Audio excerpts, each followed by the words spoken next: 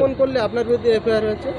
আমি একটি ভিডিও ফেসবুকে পোস্ট করেছিলাম। ওই ভিডিওটি অনেক সবাই পোস্ট করেছিল, সেখান থেকে আমি তুলে ভিডিওটি পোস্ট করেছিলাম। যখন আমার উপরে এফআইআর করে আমতা কেন্দ্রের বিধায়ক সুকান্ত পাল মহাশয়ের পরামর্শে আমতা 2 ব্লক সভাপতি মেহবুব আলী উনি জয়পুর থানায় গিয়ে আমার নামে কেসটি করেন। ওই জন্য আমাকে আজকে হাইকোর্টে আসতে হয়েছে। আমাদের আমতা কেন্দ্রের বিধায়ক দুর্নীতিতে অনেক জড়িত আছে। ওনার উপরে আমতা কেন্দ্রের জনগণ সব বিক্ষোভ হয়ে আছে। তো আমি ভিডিওতে লিখেছিলাম যে বিধায়ক সাধারণ মানুষকে কথা বলতে দেয় না, তার জন্য ফেসবুক থেকে ওই ভিডিওটিকে ব্লক করে দেওয়া হয়। ব্লক করে দিয়ে আমার নামে এফআইআর করা হয়। ব্লকটা কে করলো?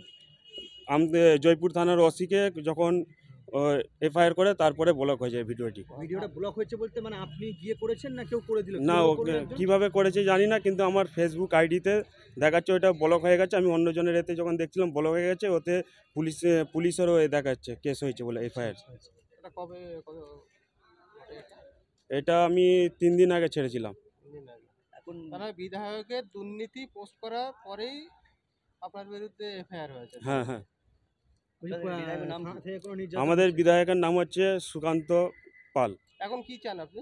আমি চাই ন্যায্য বিচারক। যে এতজন সবাই ফেসবুকে পোস্ট করেছিল, কারুর এফআইআর হলো না, আমারই কেন হলো? আর আমি তাজপুর পঞ্চায়েতে আমার বাড়ি, আমার নাম শেখ মন্টু, আমি তৃণমূল কংগ্রেসের কর্মী। আমার ওয়াইফ এখন বর্তমানে তৃণমূল কংগ্রেসের সদস্য। পশ্চিমবঙ্গ সরকারটা সবার, যা তৃণমূলের একটা সাপোর্টারের জন্যও আছে, বামপন্থী সাপোর্টারের জন্য, বিজেপি সাপোর্টারের জন্য, যে কোনো রাজনীতি করে না বেশিরভাগ মানুষ তাদের জন্য। এটা সরকারি কর্মসূচি, সেখানে গিয়ে মানুষ প্রশ্ন করতে পারে। আর সেটার যখন ভিডিও দেখানো হচ্ছে, এই ছেলেটি যাকে দাঁড়িয়ে আছে এখানে, এর রাজনৈতিক পরিচয় তো আমার দেখার দরকার নেই। গিয়ে একটা প্রশ্ন, সেখানে একটা কমেন্ট করেছে। কি হলো তারপর? এ একটা ভদ্রলোক, তার নাম হচ্ছে শেখ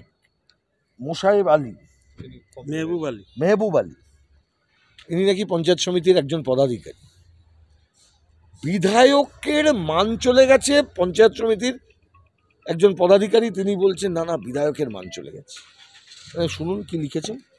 উনি বলছেন যে আপনাকে লিখিতভাবে জানাচ্ছি 11/9/25 তারিখে আমাদের আমতা 2 পঞ্চায়েত সমিতির অন্তর্গত থলিয়া গ্রাম পঞ্চায়েত এলাকার মৈনান গ্রামে পশ্চিমবঙ্গ সরকারের সামাজিক প্রকল্প আমাদের পাড়া আমাদের সমাধান শিবির অনুষ্ঠিত হচ্ছিল।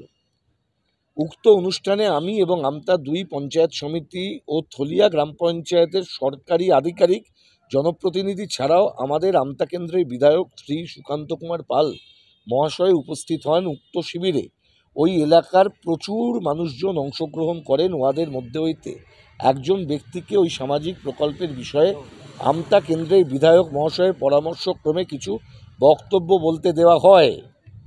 মহাশয় উক্ত ব্যক্তিকে অভিযোগ সহকারে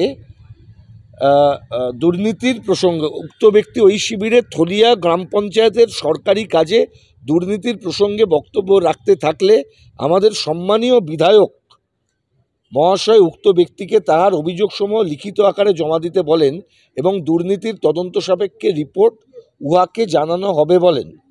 তখনকার মতো উক্ত শিবিরটি সুষ্ঠুভাবে সম্পন্ন হলেও পরবর্তী সময়ে অর্থাৎ গতকাল ইংরেজির 12/9/2025 তারিখ হইতে অদ্যাবধি নিম্নলিখিত শেখ নূর আলম ওরফে শেখ মন্টু নামের ব্যক্তি উক্ত ঘটনাকে অতিরঞ্জিত করে আমাদের আমতা বিধানসভা কেন্দ্রের সম্মানীয় বিধায়ক সুকান্ত কুমার পাল মহাশয়ের বিরুদ্ধে একটি অভিসন্ধিমূলক মিথ্যা প্ররোচনা চালাতে থাকে বিভিন্ন সামাজিক মাধ্যমে।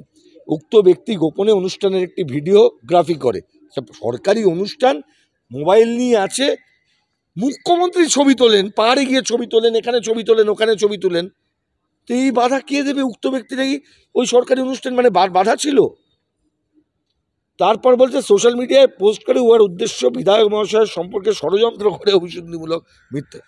আমি জানাতে চাইছি খুব পরিষ্কার করে, আমাদের পাড়া আমাদের সমাধান প্রকল্পটা কি তৃণমূল কংগ্রেসের রাজনৈতিক প্রকল্প নয়, পশ্চিমবঙ্গ সরকারের প্রকল্প। সেই প্রকল্পে সাধারণ মানুষ এসছেন, একজন ব্যক্তি প্রশ্ন করেছেন, সমালোচনা করেছেন, দুর্নীতির কথা বলেছেন। বিধায়ক উনি বলছেন, ওনার মতে বিধায়ক বলেছেন লিখিত জমা দিতে হবে বিধায়কের কাছে। আমি জানি না কোন অথরিটিতে বিধায়ক বলেন যে আমি নেব। বিধায়ক কমপ্লেন নেবার অথরিটি নন। দুর্নীতি যদি হয় তো এই কমপ্লেন আইদার পুলিশের কাছে যাবে অথবা ভিডিওর কাছে যাবে। বিডিওর কাছে যাবে, সরকারি আধিকারিক আছে তাদের কাছে যাবে। বিধায়ক তো জনপ্রতিনিধি। হ্যাঁ, নিশ্চিতভাবে তিনি দেখবেন যে তার দলের লোকেরা যেন চুরি না করে, তার দলের লোকেরা যেন অত্যাচার না করে, যেটা খুব দরকার। আমতা ওই পঞ্চায়েত সমিতিতে বিরোধী দল নেতাকে স্বীকৃতি দেয়নি। ওই এখনো পর্যন্ত ওখানকার যে বিরোধী দল যে মানে নেতা নির্দল হিসেবে জিতেছিল একটি ছেলে, হাইকোর্টের অর্ডার থাকা সত্ত্বেও সে এখনো পর্যন্ত বিরোধী দল নেতা স্বীকৃতি পায়নি। একটাই নির্দল প্রার্থী জিতেছিল গোটা, একটাই। হয়নি। কেন হয়নি? সিম্পল কথা, ওই কেন্দ্রে মানুষকে ভয় দেখানো হচ্ছে। আমি বলতে চাই এই মানুষগুলির জনপ্রতিনিধি হিসেবে থাকার কোনো যোগ্যতা আছে যিনি এই সামান্য সমালোচনা নিতে পারেন না? আমি তো শুনতাম রাজনীতি করতে গেলে চামড়া একটু মোটা করে নিতে হয়। জনগণ তো বলবেন তাদের কথা, তাদের ক্ষোভ বিক্ষোভ জানাবে না, তাহলে বুঝতে হবে গণতন্ত্র নেই। তাহলে সুকান্তবাবু ওখানে গণতন্ত্রের টুটি চিপতে চাইছেন, বন্ধ করতে চাইছেন, প্রশ্ন সহ্য করতে পারছেন না। ভেবে দেখুন এই ধরনের ব্যক্তিদের আপনারা কি করে। এখন প্রশ্ন হচ্ছে এর কি হবে? এফআইআর হয়ে গেছে, আমতা থানা এমনি এফআইআর, ওখানে পরপর অভিযোগ আছে।